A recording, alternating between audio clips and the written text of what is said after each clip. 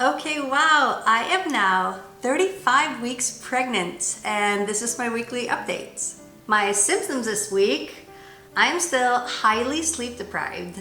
I'm peeing like hourly, and I have very vivid dreams, and I'm just not sleeping for a long period of time, and it's very draining, but it's the same as it's always been. I also have some swelling in my legs now and in my hands. So that's new. There's a lot of movement and pressure in my belly, which is nice. However, I can only eat small portions of food, which thoroughly angers me. I don't seem to really even get full. I just get really nauseous. My cravings this week, obviously because of the aforementioned, I am craving snacks. Small bites of anything. I've also been very keen on finishing opened food and snacks that we have at home. And also food-wise, I have been debating whether or not we should be meal prepping. I know a lot of people talk about that, but I just don't understand how Lynn wouldn't be able to make food and how she wouldn't be able to go grocery shopping. Are we delusional in thinking that, or what? My feelings this week, I'm feeling okay. We went to the hospital for a checkup because I had pretty sharp pains, backache, and lightning crotch. And I was audibly saying ow, so we wanted to just make sure that I wasn't about to give birth at home again. And the people in the hospital were so nice to us, and they totally are on our side and wanted to make sure that we don't give birth at home as well. And they told us we had an open return, and they even offered to admit me over the night to have consistent monitoring, which was really nice.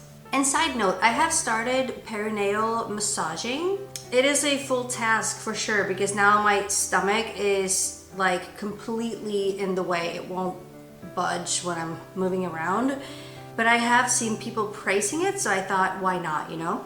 I've also been a little blindsided the past few weeks by someone I thought was my friend, and that just got topped this week. I don't know what's happened to her, but it's really taken a toll on me. And I would never expect that from another lost mom or a friend in general. Like, be kind to your third trimester friends. Like, what the fuck? Anyway, I just thought I'd share that, you know, not everything is simple and easy, and even though I'm in a stage where I'm supposed to de-stress and focus on just, you know, creating this human being, some people just aren't nice. So I'm working really hard on deflecting that and protecting my peace. The size of the baby. Bambi is the size of a coconut, he is the size of an otter, and he is the size of a mixer or a blender, which means that he's about 2,350 grams and about 45 centimeters long. He's big. Here's this week's bump date. He's growing. I don't understand how, it's just like a cannonball. Oh. Some facts for you. This week, all of Bambi's organs are now done. Even the lungs, which we have been waiting for. He is now beginning to put on a lot more subcutaneous fat, and he is practicing some skills that he's gonna need when he is born. He trains his digestion by swallowing and peeing amniotic fluid, and he's also practicing his sucking reflex, which obviously will be vital for feeding. If he were to be born now, it is very reassuring to know that he would most probably be able to breathe on his own without any neonatal intensive care, which we are thankful for. However, since he hasn't built up the same energy reserves as full-term babies, he might need help staying warm and getting more energy. Now, with plenty of skin-to-skin contact, I could in that case help him regulate the temperature and his blood sugar, also while boosting our bond through the release of oxytocin. And I think that's what they call the kangaroo method. Sometimes when they are born at this gestation, they might need some help with feeding, either through a cup or a nasogastric tube, but they usually manage on their own, which is good.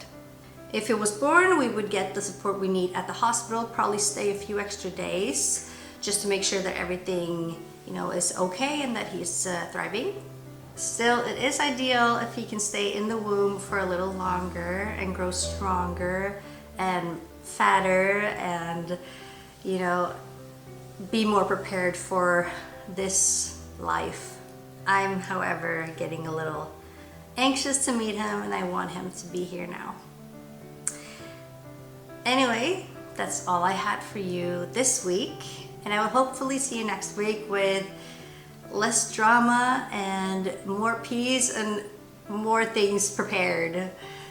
And that's all I had for you. Bye!